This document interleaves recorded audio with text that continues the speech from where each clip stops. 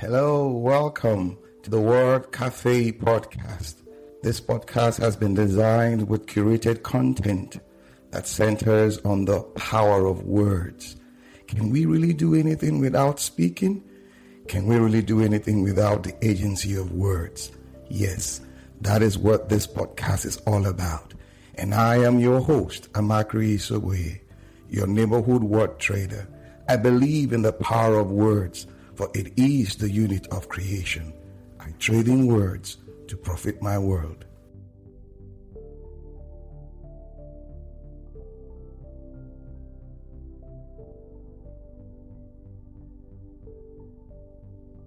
Good morning, good afternoon, good evening, good everything. You know how we do it on the show. How are you doing?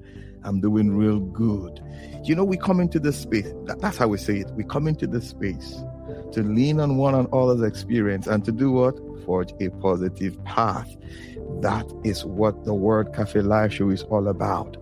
And it's been amazing. Each time I sit here and know that you are there listening, oh my, it means the world to me. What are we going to be doing today? Yes, you are seeing it on the screen, but I'm going to say one or two things about it. Leading from your core. Leadership is one thing that we cannot, undeniably, we cannot run away from if we must make our lives useful and purposeful, like the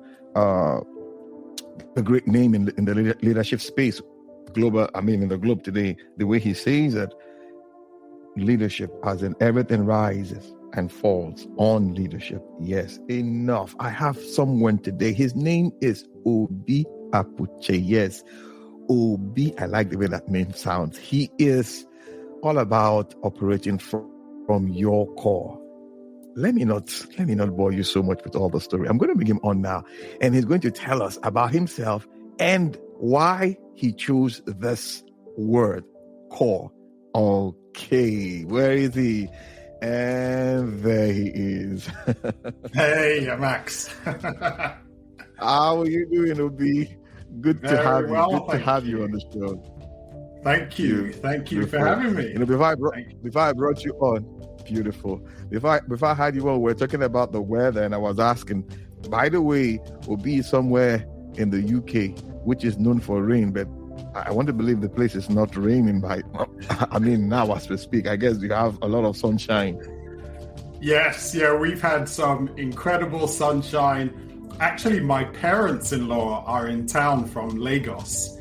And since they've been around, probably even just before, we've had the temperatures around 32 degrees. In UK terms, that's been a heat wave, unlike Niger. So we are enjoying some fantastic weather. Oh, beautiful. Well, back home in Nigeria, it's raining. At the center of the country, that's Abuja. It's been raining since on Monday. It's been raining, and it's like, come on. We know it's the season, but come on, give us a break now. Just give us, cut us some slack. It's been raining.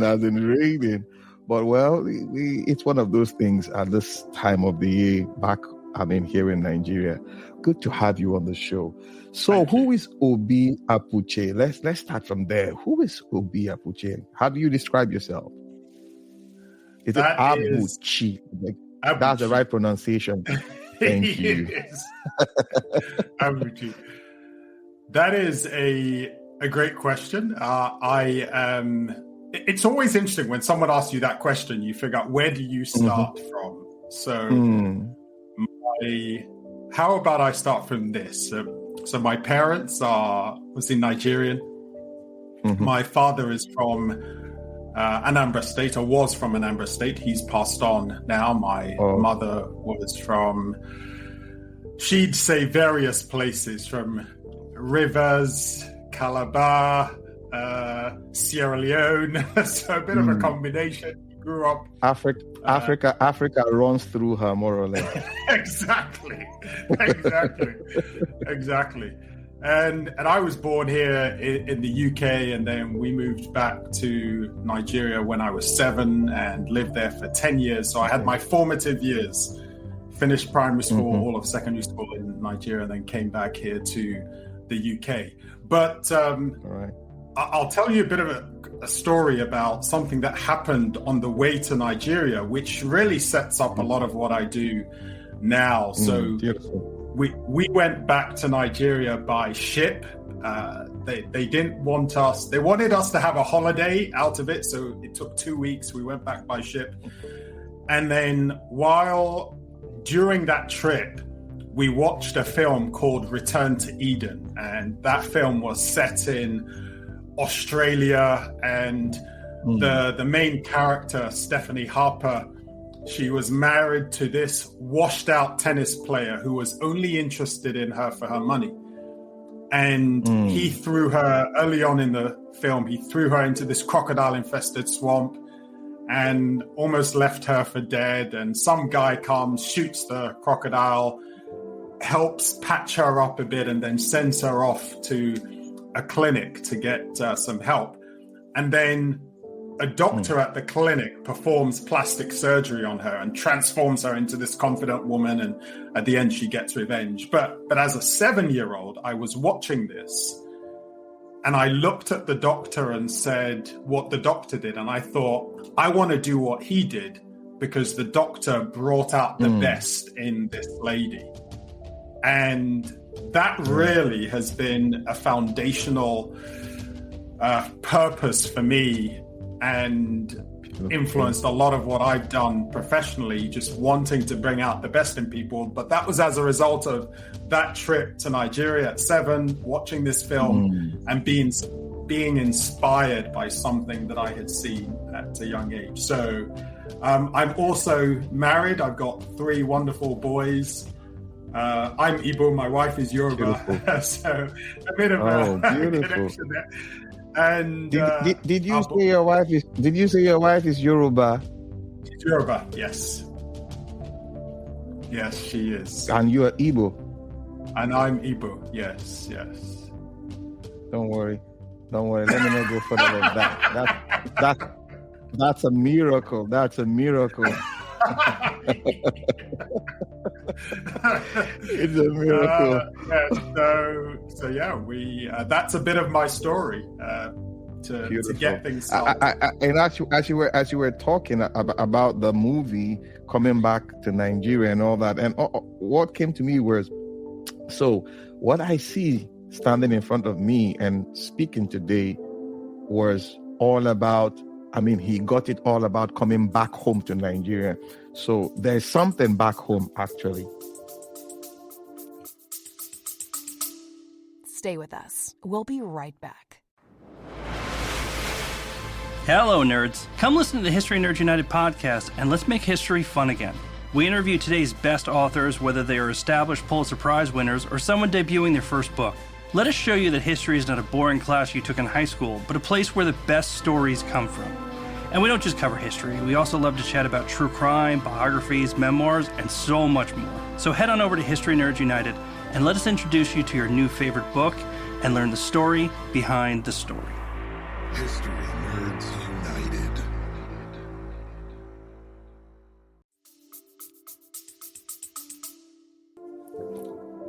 Oh, for sure. Right. Good.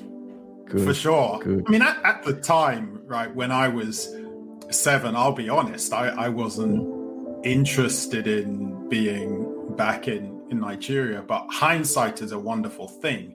And I look back and I think there were so many things that I gained as an individual, the sense of community, respect, a sense of family, the resourcefulness. There were just so many things that I gained from my time there that wouldn't have been part of my character or even how I see the world if not for that. Well, the trip back to Nigeria and also being there for 10 years. Beautiful. So tell us a little bit about your professional life, as in, how did you fine, the movie set you on that path. So how did you go about that? How did the journey of getting to this point of now being in that same position like the doctor to help people, bring out the best from them? Yeah. So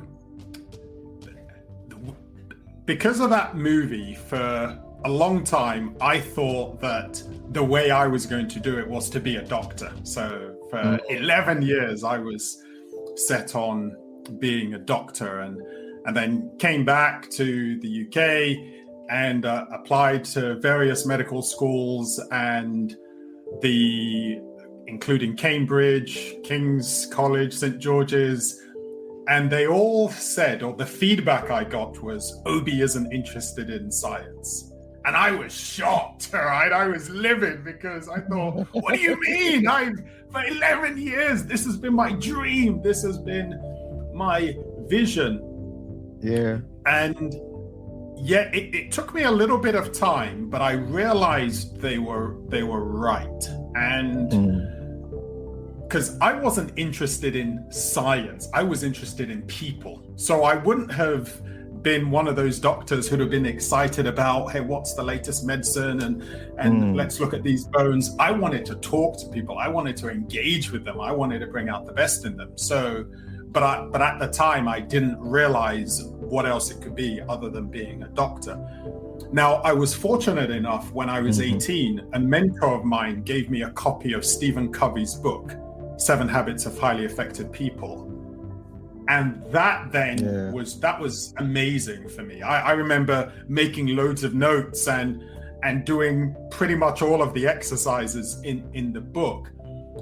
And it really taught me, I wasn't thinking about leadership at the time. I wasn't in a leadership role, but it got me focused on the importance of developing self, the importance of growing myself, that if I was going to be in a position of influence, that it was really important that I was mastering me first before trying to master people around you.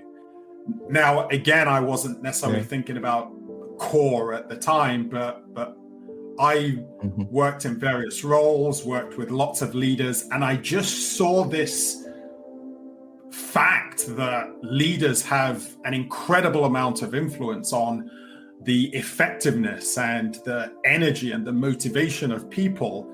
And so I knew, well, if I want to play a role in helping bring out the best in people, then developing leaders who are influencing people is the route that I want to go down. And so I ended up going into coaching, NLP, practitioner, consulting, and that's really been my focus for the last 2 decades. I've worked with some great organizations around the world, developing leadership programs for almost 70,000 leaders across the world. And now I run my own leadership and coaching business focused on helping leaders develop their leadership from the inside out.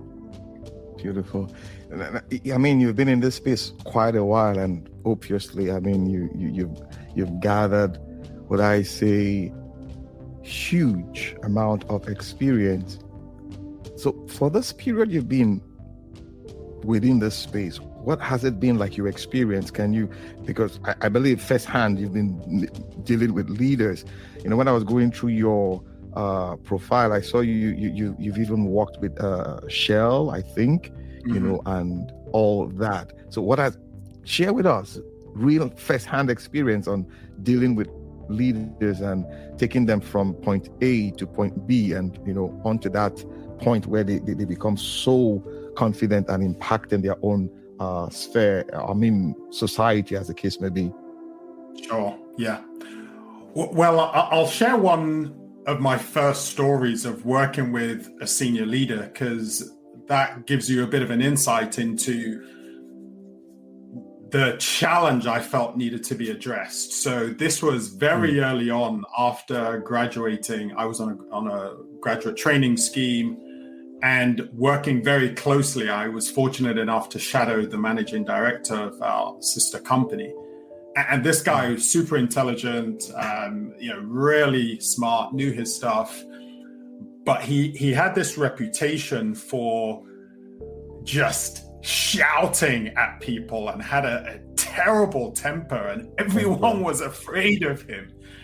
And I noticed that when there were meetings, people wouldn't speak their mind. They wouldn't be honest about what they're really thinking because they didn't want to be shut down. And these are senior leaders. And I'm just thinking, something isn't right. Clearly, there's a shadow that this individual is casting on people around him that is limiting their impact. And so when I then got into coaching and NLP practitioning and training, a big focus of the leadership development programs that I was working on is helping leaders grow in their awareness. And so I have seen leaders really have that incredible shift in, rather than focusing on trying to quash people, now they're thinking, how do I bring out the best in them? How do I get in touch with my own vulnerability as a leader to make sure that I'm being honest and open with my teams so that they feel honest and open themselves and able to bring the best of what they are doing and who they are and their motivation to work. And the big shift I see is I divide leadership into 3 areas, right? So there's the strategic. Where are we going as an organization? What's our purpose? What's our vision? Do we have the right governance in place? And that tends to be, varying levels of maturity within organizations. Then the second level of leadership is the operational. How do we operationalize the vision? And sometimes leaders operationalize that vision by going for the command and control style or a more enabling style. And then the weakest areas, the third area that I see, which is the personal leadership, is how do I make sure I'm putting my oxygen mask on first so that I can be at my best for my people. And the leaders who really get the second and third one right are the leaders who have mastered the self and really know how to look after themselves, know how to down tools when they need to, get the support when they need to, know what they stand for. Those are the ones that I've seen really do well in the second and third categories of the operational and the strategic leadership. Now, the world is going through such a trying time, so many industries are grappling.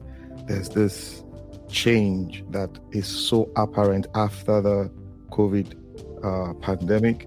So the VUCA world is becoming, should I say, the reality that we live with every day. From where you stand, what is the best approach to all of this now? So I love the fact that you talked about VUCA. And yes, so the world we're living in, it is volatile, it is uncertain, it is complex, it is ambiguous. The reality is, if you go back 100 years, 200 years, people would be saying the same thing, right? I mean, yes, the technology is different, but that VUCA reality has been around for a long time. And what I see with leaders, and a big focus for me, is you can do one of two things. You can be so focused on the externals as a leader. Hey, what's going on in our market? What are our competitors doing? How's the inflation rate? What's going on there? Yeah. So many leaders are so focused on that they don't pay attention to the VUCA within. How am I feeling? What's my sense of purpose? How resilient am I? How clear am I about my sense of direction? How clear am I about my personal vision? And so I'm just a really big believer that you can't manage the VUCA externally. That is always going to be what it's going to be, right? No one knew COVID was coming. No one knows who the next, where the next unicorn's going to come from. You can respond to some of those things, but what you can do is every single day get up and think, okay, what's my sense? What's my purpose? How am I going to show up? What are the habits that I'm going to develop that help me respond as positively as I can to whatever situation I'm facing. I can plan, but no plan, there's a saying, no plan survives contact with the enemy. It's like you never know what life is going to throw your way. And so as a leader, the real thing you want to manage isn't everything around you, it's managing yourself. And that's really what's at the heart of leading from your core. Beautiful. No. Listening to you now, what I hear is the serenity prayer. I don't know if you've come across the serenity prayer. I know that. Yeah. So it's like, excuse me, I have to deal with myself first of all. Absolutely. Let me deal with me. If I can handle me, then every other thing will fall into place.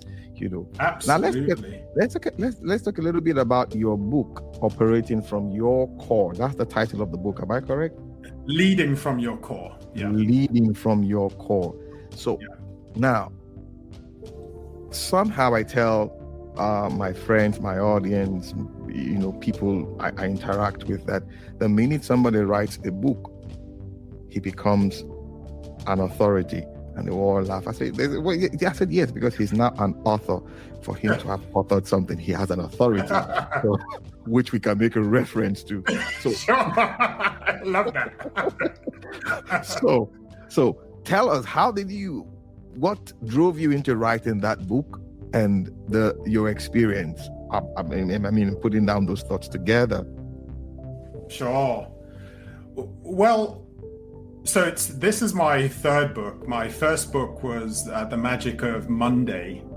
And there's a story between my first and my third book, because my first book, The Magic of Monday, it was written for young professionals, helping them to have an amazing career by really focusing on understanding their strengths and understanding that sense of purpose. A lot of people say, thank God it's Friday, which means they're only living for the weekend. And I say there's so much magic that can happen Monday through Friday when you're really in touch with your purpose. I like that topic, the magic of Monday. I'm going to put it down, the magic of Monday. Thank you. Thank God it's Friday. I know. Hey. Thank God it's Friday, but hello, the magic of Monday. Yeah. And hey, by the way, I'm excited about Fridays and the weekend, but I'm also excited about Monday through Friday, because there's a lot of magic that we get to do. But in the book, so I wrote that book in the form of a fable, and the main character in that book was Josh, who was going on this career journey and encountered a number of mentors along the way. Anyway, my mum was a massive fan, probably my biggest fan of that book, and she'd give that book to everybody. If she could give it to a toddler, she could give it to an older person, she'd give it to them.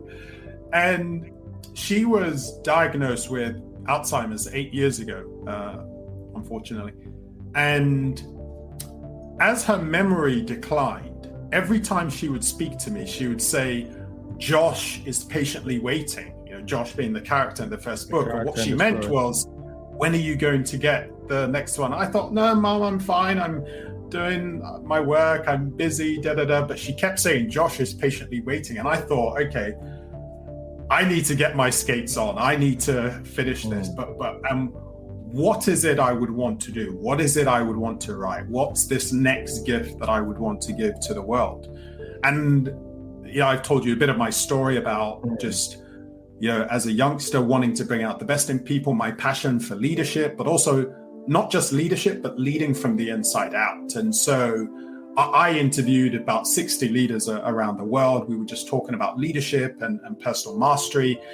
And I pulled together my ideas, some of their stories into the book. And really the book sets out a path, a compelling path to becoming just a purposeful, courageous, and resilient leader. And that means a leader who is really attuned to managing what's on the inside. And CORE stands for, it's an acronym, so it actually stands for clear values. So really knowing what you stand for, really knowing what you're about, and being connected with those values and that sense of purpose. And then O stands for an optimistic worldview. And that's a leader who can see the challenges and see the difficulties, but also see the opportunities and have this belief that the best is yet to come. And then R stands for rewarding habits. So the best leaders, they have habits that help them maximize their energy, maximize their courage, that help them to both rest and renew so that they can be their best every single day.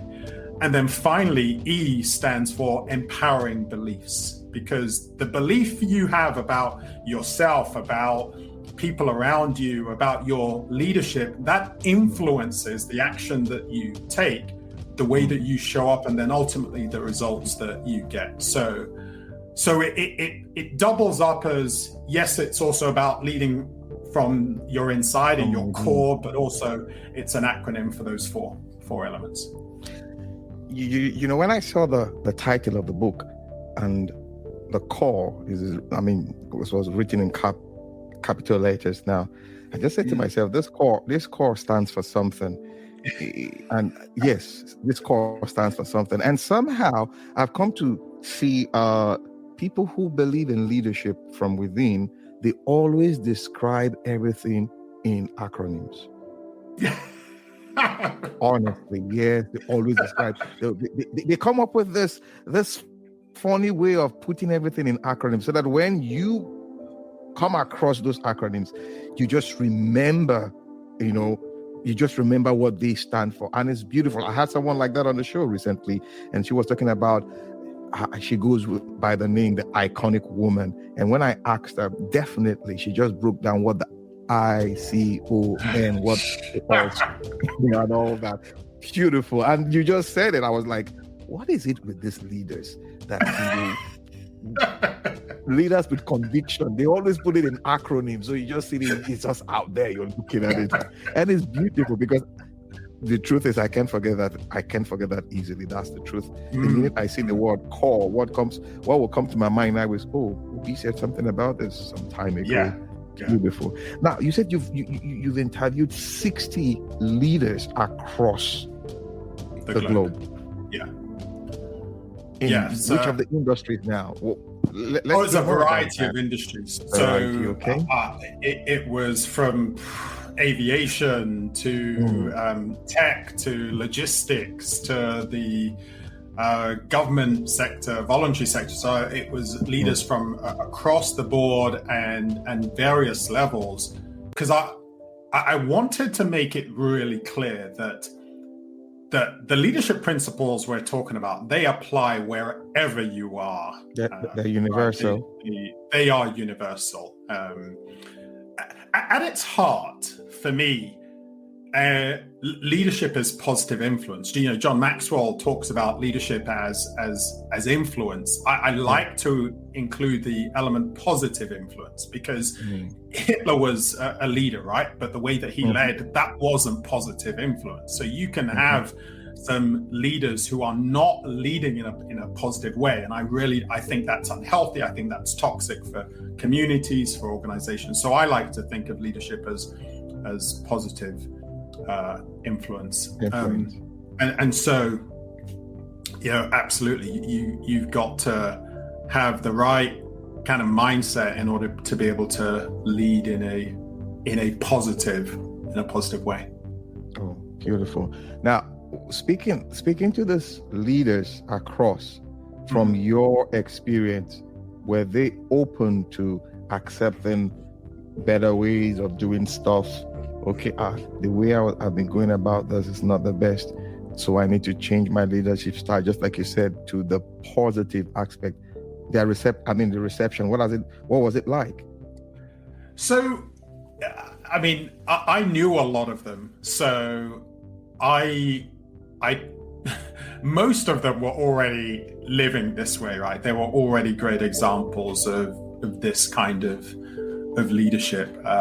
I'd say I knew about 80% of them. So, because for me, that was really important. I wasn't going to include examples of people who weren't already living in line with this. Now, having said that, and this is true of any self-aware leader, they'll always say, I've got room to improve, I've got room to develop, I've got areas that I need to grow in. So, and every single one of them would acknowledge that. And I heard stories, some very sobering stories, and I share them in the book, of what happens when you don't lead this way, what happens when you don't lead from the inside out. So one really sobering story was of a leader who committed suicide because a massive project that he was on, it went pear-shaped, and then when they dug deeper, he was having some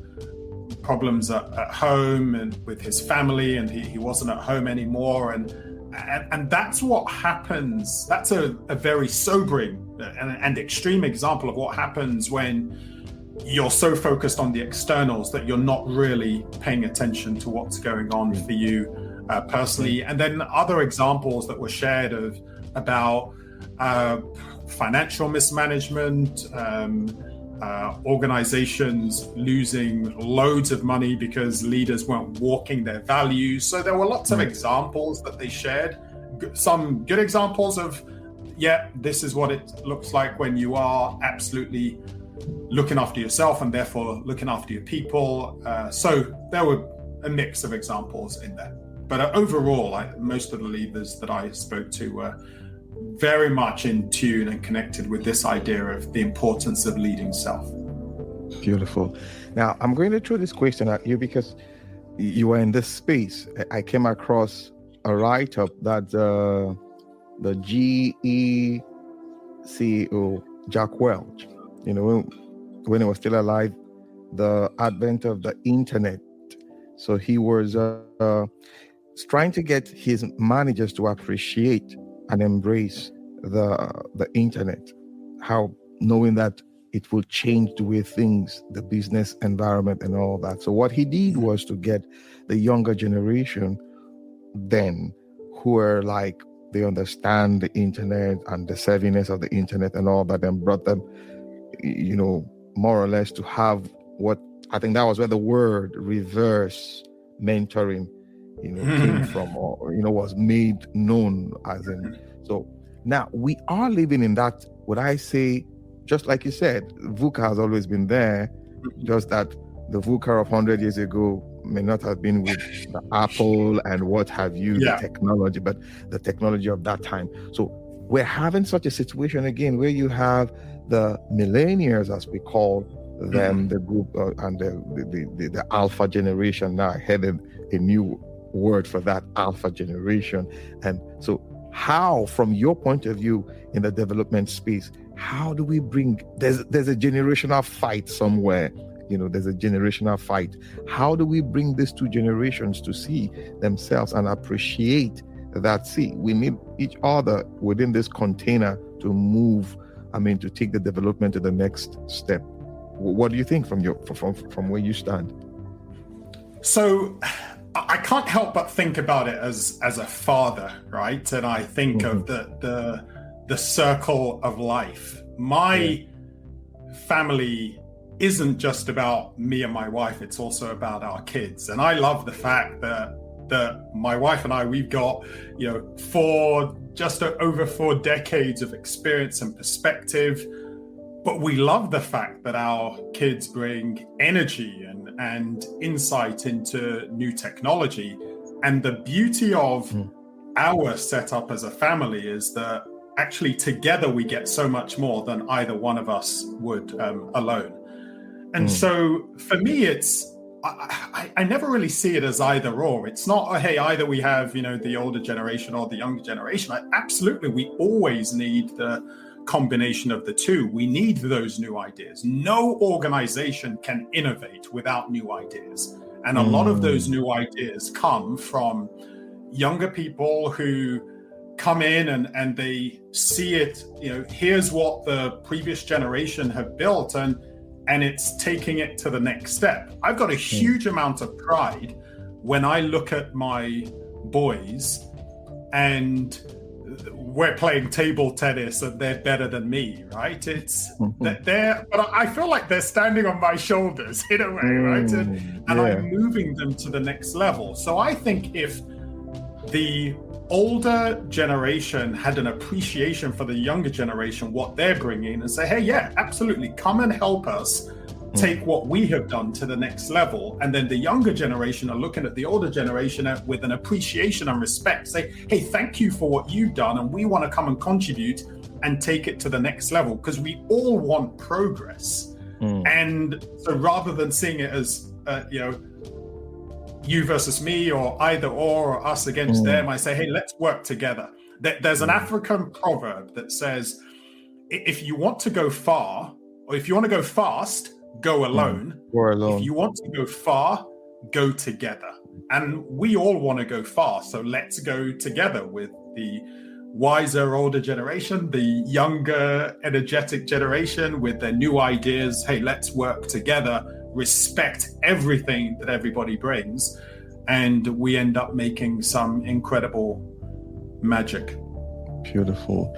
Guys, we've been talking with Obi Abuchi, and we've been looking at that thing that makes him wake up every morning and smile and just leading from his core, and you will agree with me, he's so excited talking about it, and amazing. His insight, his focus, you will agree with me, it is unparalleled.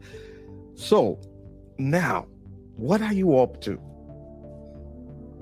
The year is gone. We have like maybe 4 months to go, and we're stepping into 2023. What are you up to? Well, so at the beginning of this year, I launched a Personal Mastery Academy. And the Personal Mastery Academy is an opportunity for leaders across the world to take advantage of online coaching and training and development solutions, and also connect with other leaders who want to become more purpose-driven leaders. So our goal is to continue to grow that.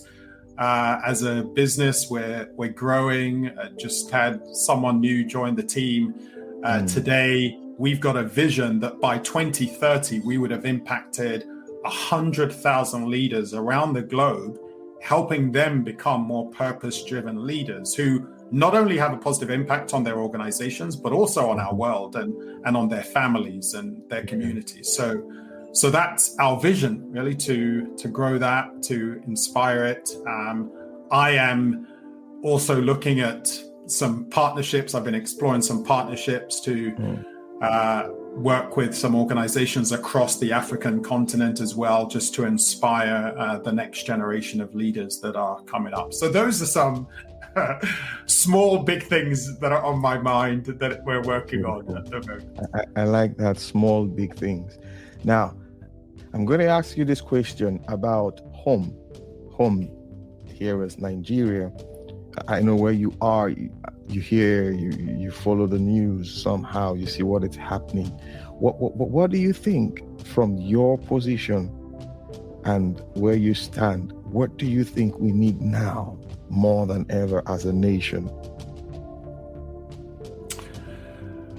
You said this in your intro, and I couldn't agree anymore. Everything rises and falls on leadership. Yeah. Now, I want to qualify. I don't think that means leaders are more important. I think we all have an incredible role to play. Yeah. But leaders set a vision. Leaders relate to people in a way that inspires them to bring the best of themselves. And for a long time in Nigeria, we've had leaders who are far more interested in their own empires and their own ego than really serving their people. If you want to be a leader who people will remember in a positive way, then you want to be about the people. Now, I don't usually get into politics, but I have seen in the 2023 elections, I think are going to be incredible. I think there is a hunger amongst the really aware Nigerians for a new type of leadership, a leadership that isn't selfish, a leadership that is about making our nation. You look at Nigerians, right? We are in every single sphere, right? Whether that's as doctors, as engineers, in accounts, in finance, we're making a huge difference. We've got incredible talent, incredible potential. And it would be so great to have a leader who is really focused on harnessing that and helping us as a nation have a really positive reputation around the world for the good that we do, rather than for some of the negative behaviors that have been really predominant amongst our political leaders. So I think what we need is really meaningful, purposeful, servant-focused leadership. Beautiful. So many times when we talk about leadership in the sphere of leadership development and all that, I know a good number of us would I don't want to put myself into politics and all that, but I've come to realize you can't run away from it. We all cannot run away from it. Yeah, Somehow political leadership sets the tone and it defines a lot of things about us. So if we don't embrace it, somehow, just like you said, the negative influence, not the positive influence, now takes over and drives the negative conversation and what have you. Thank you so much. Beautiful. Now, before I let you go, I know you have a couple of things to attend to and all that. Where do we catch Obi if we want to catch him? Where do we catch him? Where do we get in touch with him and all?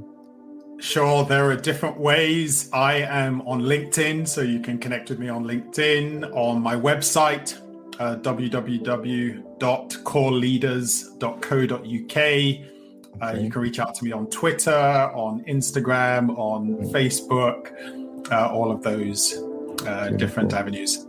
Beautiful. Yeah. And I know you have a podcast also.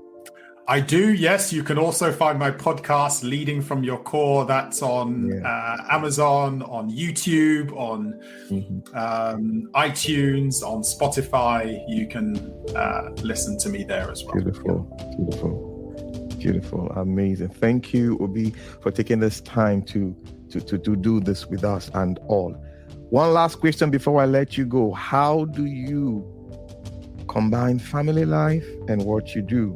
How do you combine them? I see you look busy today from where I stand. Yeah, that's a good question. So one of the things that I say is what gets scheduled gets done. And I have, and it works for me about 90% of the time, right? And I'm very intentional. I've divided the important areas of my life into 7 categories, and I review those on a regular basis, including family and work and spiritual life and impact I'm having in the community, finances, and all of those. And just reviewing those regularly and just making sure that I'm investing in all of those, so that I don't want to excel in one area of my life and to the detriment of others. And for me personally, my greatest legacy is going to be my wife and my kids, right? Them being confident, them thriving, them being at their best. So reviewing it on a regular basis and just taking the time to really make sure that I'm not dropping the ball in those areas is one of the ways that I manage that. So I'm quite intentional about it. Beautiful. Guys, you heard that point. What gets scheduled gets done. So you don't just throw your time away like that. Sit down and, schedule it, because the minute it gets scheduled, it will be done. You heard it from Obi. Yes, amazing. Thank you so much. Time is always like this when we get to that part when we begin to enjoy the show and the conversations. But like Obi said, this is a schedule. It's almost done. So we need to get to another subject now. Thank you so much. I appreciate it. Thank you for taking this time. Yes. So guys, we need to run now. But you know how we say it each time we come into this space. We lean on one another's experience to forge a positive path. You will agree with me. It's been an amazing time with Obi Abuchi. I know when we call on him next time, he will show and we will have an amazing time. But till we come your way again, bye for now. Bye for now. Thanks again, Max. Thank you.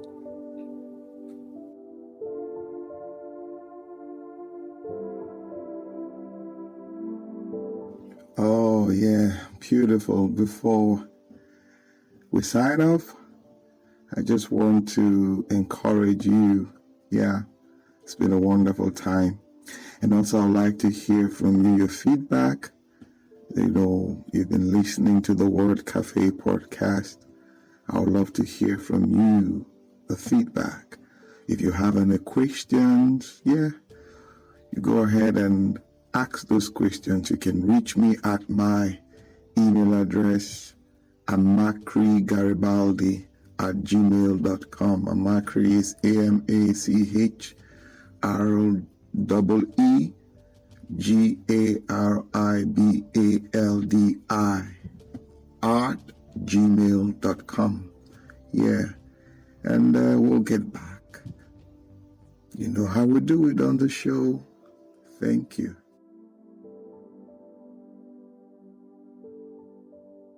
Awesome time it has been with you on the Word Café podcast today. Thank you for being there. You can catch me up on my social media handles, Twitter, Facebook, LinkedIn, Instagram, all at Amakri Isobuye. Also, you can get copies of my books, A Cocktail of Words, The Color of Words, and my HR notebook on Amazon and on Robin Heights online bookstores. You can also subscribe to my YouTube page at the same address. Yes, till we see you again. Bye for now.